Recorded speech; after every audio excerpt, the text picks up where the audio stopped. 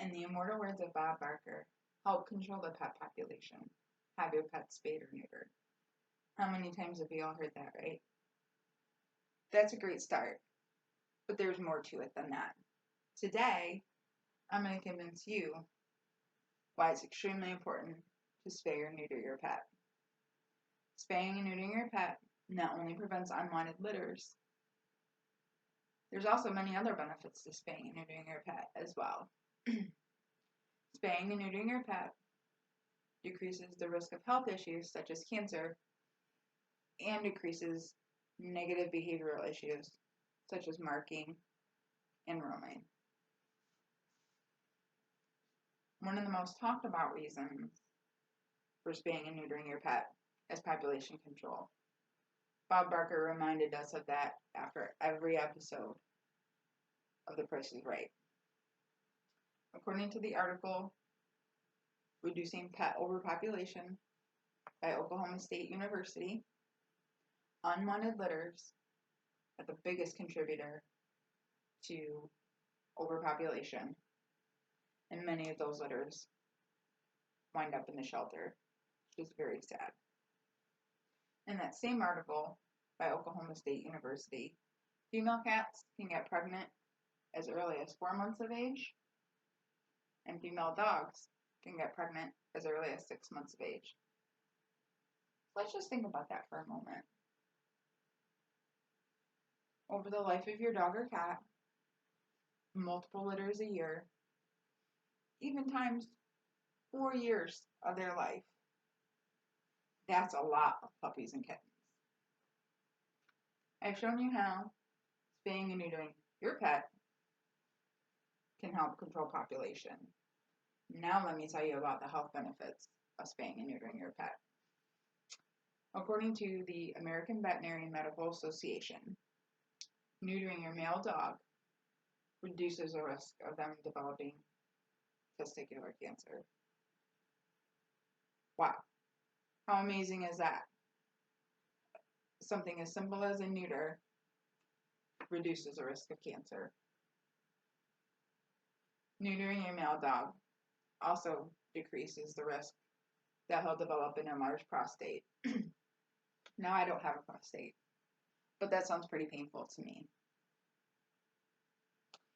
In an article entitled Population Control for Small Animals by Margaret Ruth Kustrich, she reports that spaying your female dog or cat can virtually eliminate the risk of them developing mammary cancer. I'll say it again. Virtually eliminate the risk of mammary cancer. How fantastic is that? It also eliminates the risk that your female dog or cat will develop an infected uterus, or in veterinary medical terms, a pyometra. Now, this pyometra or infected uterus is an urgent, if not emergency, situation for your dog or cat. The treatment? Spay. However, this spay could cost you as much as $1,000 just due to the urgent need of the surgery and the risks associated with spaying and removing that infected uterus. It's a huge medical bill. Now that I've shown you how spaying and neutering is beneficial to your pet's health, I'll show you how spaying and neutering can decrease negative health behavioral issues as well. In an article written by Brennan McKenzie entitled Evaluating the Benefits and Risks of Spaying and Neutering Dogs and Cats, he reports that neutering your male dog can reduce the risk of them roaming, marking, and mounting. How is that not great? Nobody wants their dog to hunt their friend's leg when they come over to visit.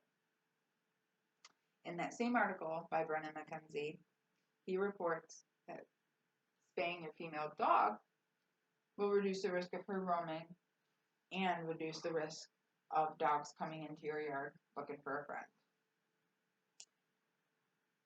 In another article entitled 5 Good Reasons to Spay or Neuter Your Pet by Brown University, they report that spaying your female dog or female cat will reduce vocalization and stray males coming into the yard.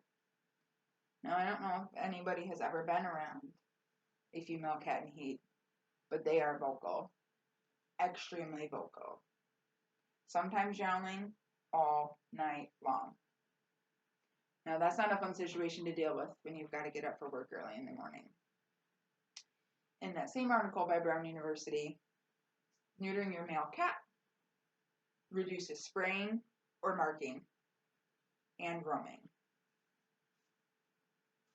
Now that you've seen all the benefits to spaying and neutering your pet, let me tell you what's not going to happen after you spay or neuter your pet. In the article, 5 Good Reasons to Spay or Neuter Your Pet by Brown University, they report the 2 most common reasons people are reluctant to spay or neuter their pet are weight gain and behavior change. Now, sure, their metabolism is going to change after the spay a little bit. It's inevitable. However, most pets that gain weight, the 2 reasons why they gain weight: overeating and lack of exercise, not necessarily the spay or neuter. Now, as far as behavioral change go, the behavior change is only for the good. Like I talked about before, no more roaming, no more spraying and marking, no more vocalization. Those are all good behavior changes, right? They can also, in male dogs, reduce their aggressive behavior as well. Like I said, all good things.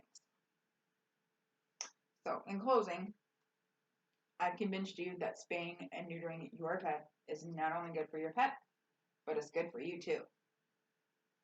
Spaying and neutering helps with population control, plus there are many benefits to spaying and neutering your pet.